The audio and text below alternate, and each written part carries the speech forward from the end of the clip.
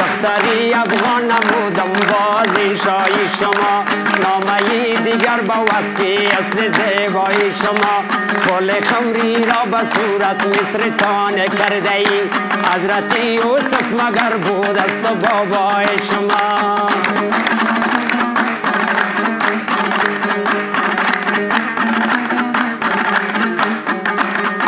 دری را تو غزنی و مزار کابل چی نیست دختری زیباتر از شهناز شیبای شما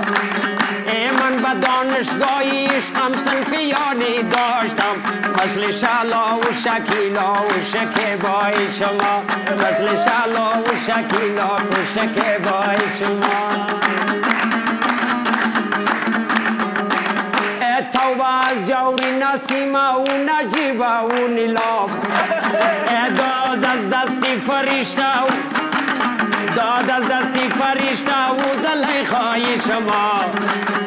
مریم و مستوره و مستانه و فرزانه ناز زره یا زره و زینب یا زلیخای شما زره یا زره و زینب یا زلیخای شما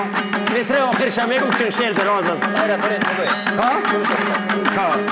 دل زی دستم بردغندم ما نمیدانم کی بود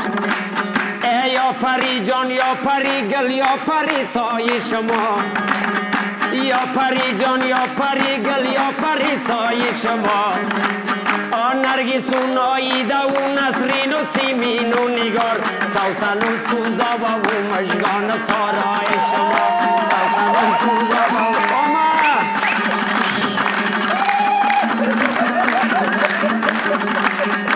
من به دانشگاهی عشقم صنفیانی داشتم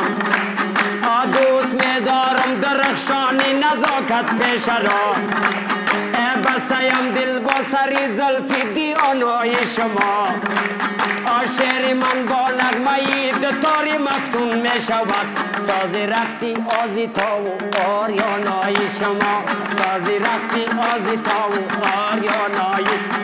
من بغیر فردی بدخشانی وصیت میکنم